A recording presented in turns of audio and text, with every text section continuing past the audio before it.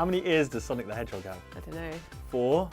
Yeah. Left ear, right ear, and his Sonic Frontiers. Hey! I thought you'd like that. You've been playing Sonic Frontiers. I have, yes. Yes. Can you tell me all about it? Yes. Let me tell you the 7 things that surprised me about Sonic Frontiers. In this video brought to you by Outside Xtra and sponsor Sonic Frontiers.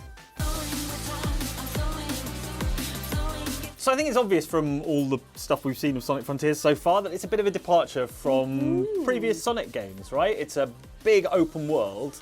And the thing that surprised me about it most of all probably was that sort of open world. So it takes place over several islands.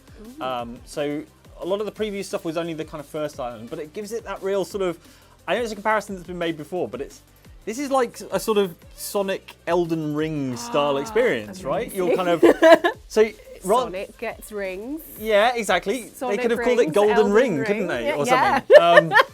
But yeah, so it's this huge open world, but more than that, it's a kind of mysterious open world, right? So all this used to be farmland, huh? Yes, they make it sound like it was abundant, but now... This is not a game that sort of delivers all of its story in kind of one go. There's a real sense of kind of exploring a place and kind of environmental storytelling and discovering a mystery that kind of unfolds over the course of the game. Okay, we'll keep looking. So there's a sort of there's a long extinct sort of race of creatures, and there's these mysterious sort of robot type creatures as well, and there's the connection to cyberspace as well, which is another sort of mystery.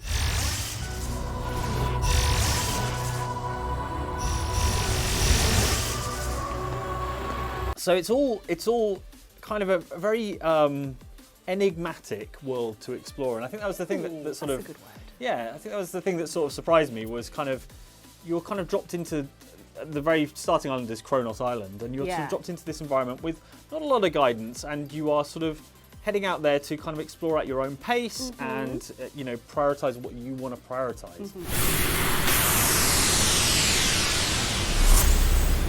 Although your own pace as Sonic is still going to be pretty fast. Yeah, and it gets faster, but we'll get onto that as well. But yes, yeah, your own pace is always going to be quite quick. Yeah.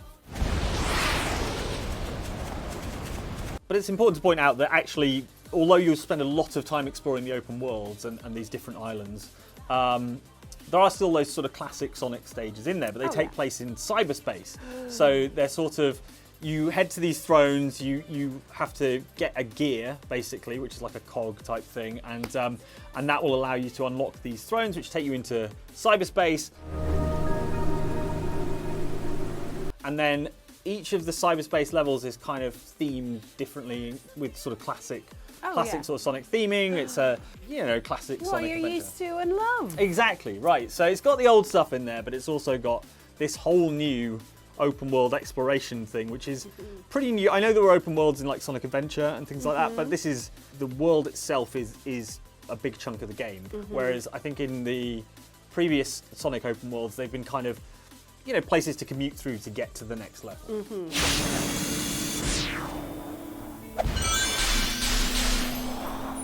So it feels like you've got the open world, and then each of the kind of like more linear levels feels like a dungeon almost. Yeah, like exactly. You would get in Skyrim or Elden Ring. Yeah, absolutely. Yeah. So you can dip into them, and they have their own objectives and things like that. But yeah, it's a cool mix, and it does mean that you get the kind of the sense of a continuous world and a continuous sort of storyline through that world, but then you get those like dashes of other sort of Sonic theming and a bit of variety as well. Dashes. Yeah, it's good. Dashes. Let's say that I said that on purpose rather than just totally unintendedly. The second thing that surprised me was the combat, right? Right. Which is not something that, you know, Well, most you usually go zzz, yeah, ding, and then, or jump and do your little wee, homing ding, attack. yeah. It's been pretty standard for quite a while. This feels like Sonic for grown-ups a little bit, which is quite cool. So, did you know that you can play it, Mum. yeah. It's like the opposite when you're a kid and you want to play the 18 rated game. Now it's like, I want to play the Sonic game. Yeah. Don't judge me. But yeah, it's got parrying. Did you know it's got parrying? What? So they've added a parry. It's a lot more generous than, say, a Dark Souls or whatever. So as long as you're holding the parry buttons, it's a bit like a block.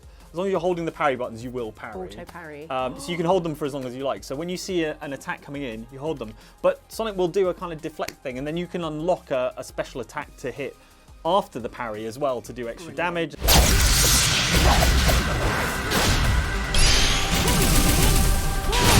But in general, there's a lot more moves and variety in the combat, which is really cool. It makes it a very sort of a much more involving experience when you're fighting bad guys, rather than just jumping on them.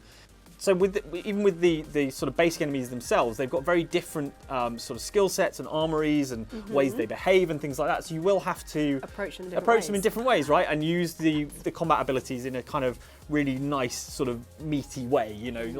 Making sure you're deploying the right skills at the right time and parrying at the right time and dodging and things like that. So it's there's a lot more to the combat than I was expecting, to be honest, because like classic Sonic games, it's fairly straightforward. It's you're rolling through them or it's the homing attack, but there's a lot more to it. Now those things are still there, obviously, but there's all these brand new abilities. One of the new abilities is this Psy-loop thing. I don't know if you've seen this. No. So if you hold Y within the open world, so you might be fighting a group of enemies, you can draw a line around them. You're literally like running rings around them. And then as long as you close that loop, they will take damage, basically. So it's a really cool way of, like, if you've got a big group of enemies not getting overwhelmed, you can kind of run around them, and as long as you can catch up with the tail of that loop, you can do some damage.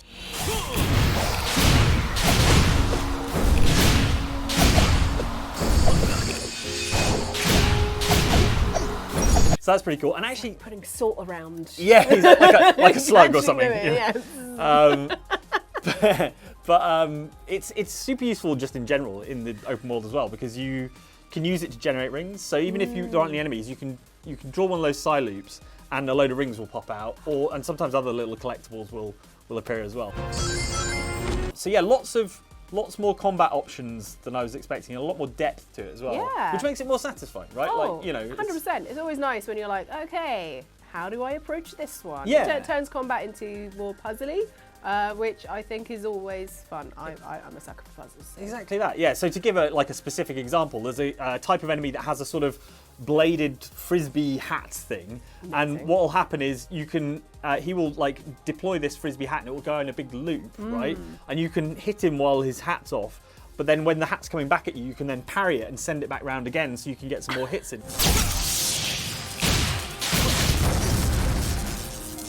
It's nice and kind of I think one of the joys of Sonic games is that sense of timing and rhythm. And there's a lot of that in the combat now as well. So I really enjoyed that. I was like totally surprised that they sort of added a lot more flexibility to Sonic's armory in terms of combat. Yeah.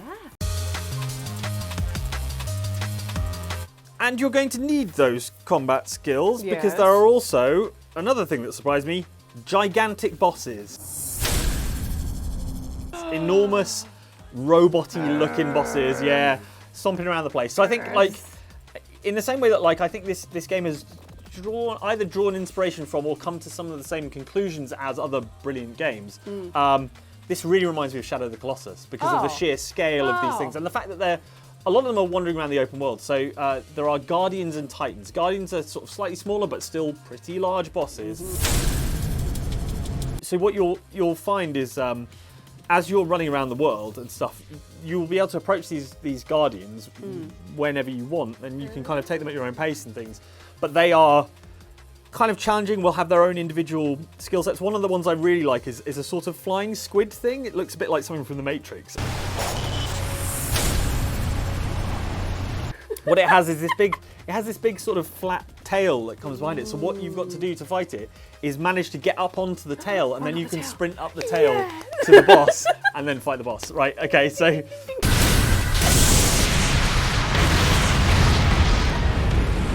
So it's really, really cool, and it's got that kind of, Shadow of the Colossus vibe where you're in a kind of beautiful, sort of sprawling landscape, and there's these big, majestic, slightly tragic, evil creatures that you have to beat. It's a satisfying thing. The key thing, as far as they're concerned, is that they drop the gears which allow you access to unlock the next level. So yeah, you can kind of approach them at your own pace, but you will need to face them at a certain point to get the gears to unlock the levels, and then the levels get you the vault keys, which then unlock the Chaos Emeralds, and you need all of the Chaos Emeralds in an area to then fight the final boss, which will be a Titan, right? So these are enormous. The first one's called like Giganto, and he's big. I mean, that's a bit of a He's a large boy. Yeah, exactly. Yeah.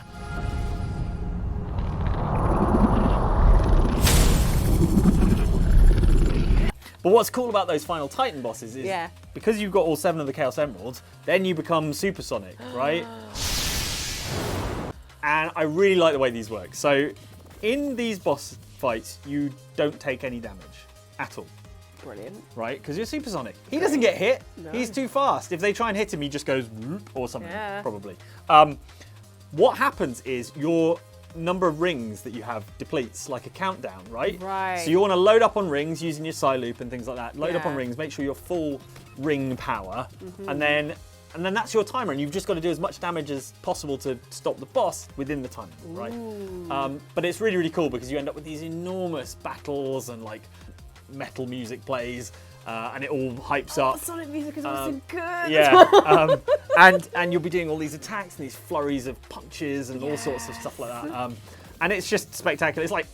It's a load of anime nonsense in the best possible way, basically.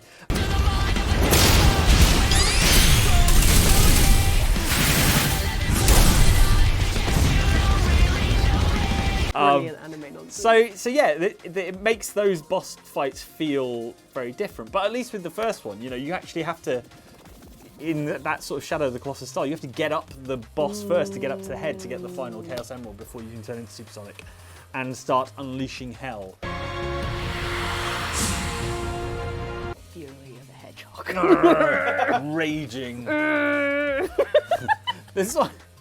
There's one bit, a total non sequitur, but there is one bit, one of the puzzles where I had to do a side loop around a little pile of leaves, and it made me think of, how hedgehogs go into bonfires in Bonfire Night, and you have to check your bonfire for hedgehogs. Check your before bonfires you set for fire to Sonic. it. I felt like Sonic was taking care of that situation by making sure none of my mates are in there. Oh, he cares. In the game, it revealed a button that I then pressed. Oh, yeah.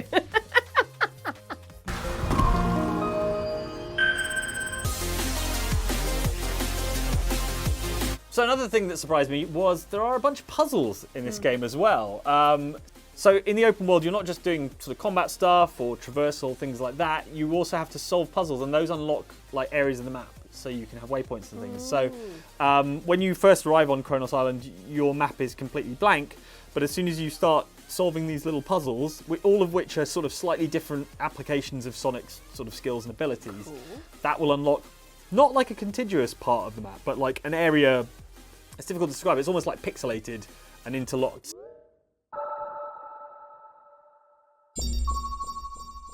So you might get a few bits, squares elsewhere, but there'll be bits that are still. Okay. So it's kind of it's interesting the way it all slots together and stuff. But that will give you your then your waypoints and your if there's a level thrown thing there, you'll be able to see that on the map and stuff like that. But they're fun puzzles. There's some of them are sort of timed races to a certain checkpoint. Maybe you have to do some climbing or something. Some of them are like there are these sort of mazes where you have touch plates, and there are a bunch of lit up touch plates, and you have to switch them off, but you can't go back or over or across that. Right. So you're gonna little puzzles like that, and some of them are just like big hamster wheels.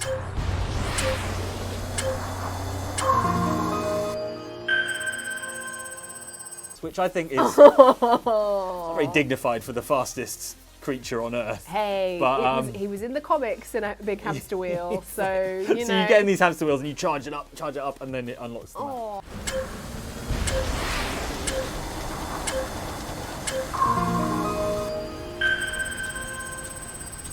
I thought that was quite funny. The idea of Sonic like, another hamster wheel, please. This is so easy for me. Don't insult my abilities. So puzzles, again, it gives it that sort of, it kind of ties into that mystery vibe, reminds me a bit of those old like Myst and stuff like that, where you're on a mysterious island and there's a bunch of puzzles and you're not quite sure why they're there. So yeah, a bit of variety, a bit of interesting, and again, it all flows back into a a mechanic which in this case is like revealing more of the map. Yet more things that surprised me. Yes. There are RPG elements What? in this. In Yeah, a Sonic right. game? Yeah, so I thought Sonic was the apex of like biological achievement, but apparently he can be leveled up in this game. So when I said he gets even faster, he gets even faster. Wow.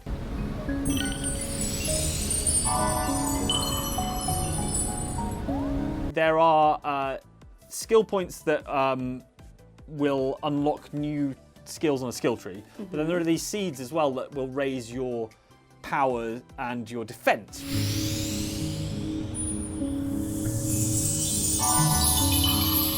Right, so those two things are kind of operating in parallel, and then there's also at certain points the ability to choose between adding more speed to go faster and or adding your ring capacity. So in the bosses you need to so you can give we'll yourself more more time, of a buffer. More time in those boss fights. So there's a lot of ways to sort of improve Sonic skills, and you can pick and choose, certainly on the skill tree, which abilities and moves you want to unlock. And they're not all like combat moves. Some of them are like new moves that you can use in combat anytime you like. But there's also, for example, there's one that will that allows you to do sort of little flips and moves in midair that will then earn you skill points. So even when you're like traversing the island, you can leap off a jump and do a bunch of tricks in midair, and that will build up your skill points, and that feeds back into games. it is a bit like that. So yeah, there's a bunch of ways to. So when you start off as Sonic, I mean, you're still very, very fast and very, good at combat. Yeah, it's not gonna slow you down, I don't think. But it does allow you to buff your abilities and steer the points gently into what is more of a priority for you. Right? So, and then in addition, when you rescue certain characters, and I'm not gonna spoil who they are, all of them, but there are certain of your friends have been trapped. I think you can probably guess the three main names. There might be, but yeah, you then get unlock special like story-based skills at certain points in the story as well. You are the key. Be empowered with this technique. So there's a lot to do in terms of building up Sonic and things. The pace will increase, the amount of boost you have will increase, and yeah, it's like a little light RPG, which is not something I was necessarily expecting. What I quite like about that is it does mean that, the gameplay changes a little bit as you go along. So you're always getting new things to play with, which I think is very refreshing when you've been playing the same game for a while. Absolutely, yeah. It gives you something else to sort of, make use of. It pushes you towards learning how to use those new combat skills, and it's actually got a tutorial system where every time you unlock a new skill, it takes you into a mini training thing, which just teaches you how to do it, and you can repeat it as many times as you like. But yeah, also then you've got the world progressing as well. So like getting around the second island and fighting the enemies on the second island is noticeably more tricky than the first island. So there's that sense of progression as well. Another thing that was a pleasant surprise was there's a lot of little like homages to older Sonic games, which is pretty cool. Obviously, when you get into the cyberspace areas, like I think the main island stuff is very different from Sonic we've seen before, right? Yeah. It feels brand new, it's very, very fresh. But like I said, there's this sort of reassuring, like old school experience as well in the levels. We know what you like about Sonic, and it's still here. Yeah, exactly.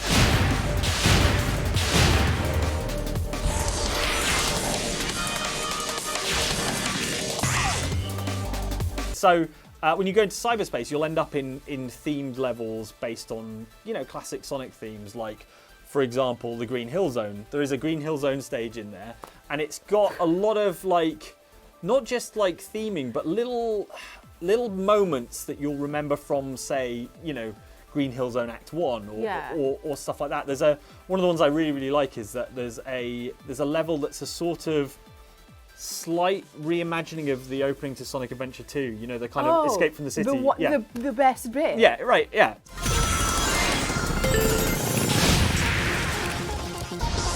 So my favourite bit of that game, absolutely.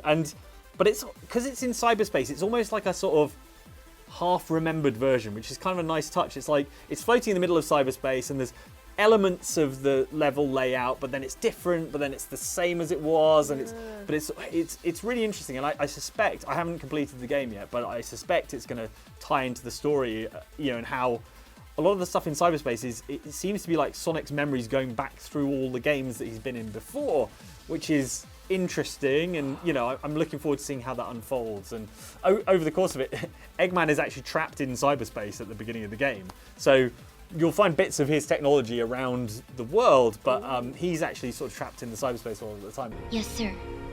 And keep looking for a way to get me out of here. I am evaluating all safe options. Loads of like homages and references, not just in terms of theming, but also in terms of even like bits of level layout, which is kind of an interesting take. And I do suspect it's going to tie into the story somehow.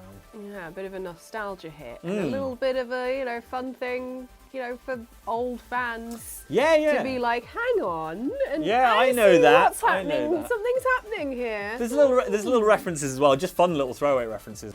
What a view! Makes me think of the falls and Mystic Ruins. Those references back to old games really please me as like a long-standing Sonic fan. What else surprised you? Final surprise. The thing that surprised me, and this is going to sound strange, but it surprised me how much fun it is just getting around the island, right? Ooh. I think one of the things I was concerned about when Sonic Frontiers was first announced was like, if it's a big open world, like Sonic's at his best when he's, doing kind of fun stuff, loop-the-loops, stuff like that, right? And if it's just an open world and it's open fields, like, is that going to be much fun? The answer is yes, it is, because there's rails and boost pads and bounce pads literally strewn around the place.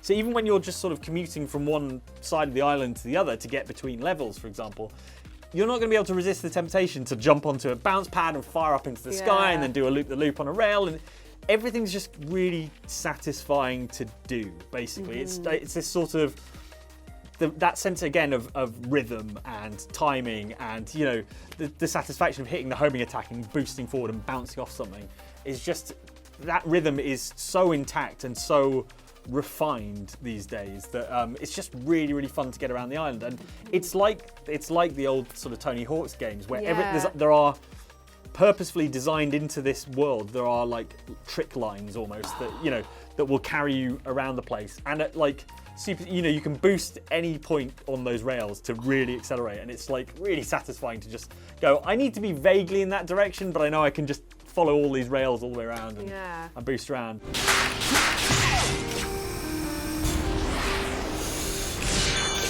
There are some sort of more measured like climbing bits, but even then, if you want to and you're feeling brave enough, you can just wall run up the climbing things and stuff. So it's risky. You can end up falling all the way down. And my telltale thing when I've fallen off something is to be like hammering the attack button so it looks like Sonic's like angrily kicking the sky and saying, I've fallen off the bloody tower. When you're on the ground and you're just trying to get from A to B, it's so much fun to just be like, yeah, I'm just going to jump on that bounce pad. And what it will do is, there are so many collectibles in this game. So like the skill points, there are the collectibles tied to the particular friend that you're looking to rescue at the time. Like for example, Amy Rose is hearts, and there are other ones in there as well. There are the seeds that increase your power. There are rings, there are, everything, all these collectibles reward you for getting around in an interesting way, right? Yeah. So you could just run along the grass between the trees from A to B. But if you're doing tricks and stuff, you'll be grabbing collectibles all the time. So it encourages you to do that as well, so you can build up your character. This is giving me Sunset Overdrive vibes. Yeah, That makes me very happy. I think it's so good when games give you an interesting route, like even if, one, when they give you a fast route, but then also when they give you an interesting way to travel there. Because it's all well and good being like, cool, we have an open world and you can go anywhere, but if it takes 20 minutes to get anywhere, and it's 20 minutes of just running along a street or a field.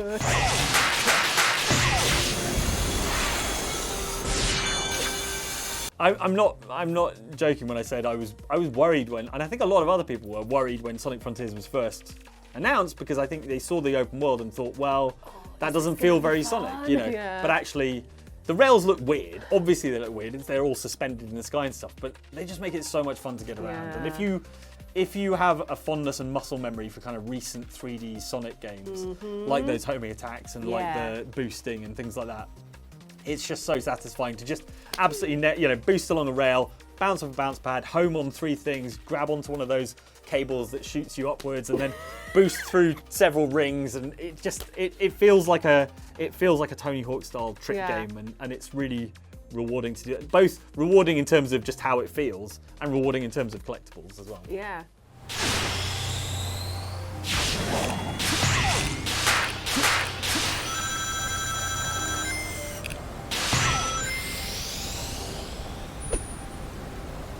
Oh, that sounds so much fun. Whee! Yeah, a lot of that, and a bit of that, and a bit of the rolling and the spinning around, and the flips. And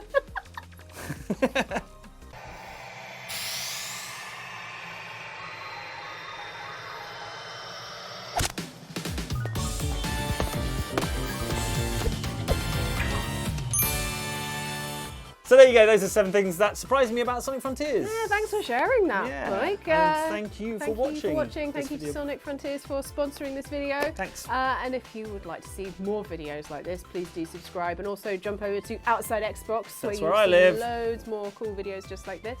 But thank you so much for watching again. In the meantime, shall we go? Yeah, let's go quickly.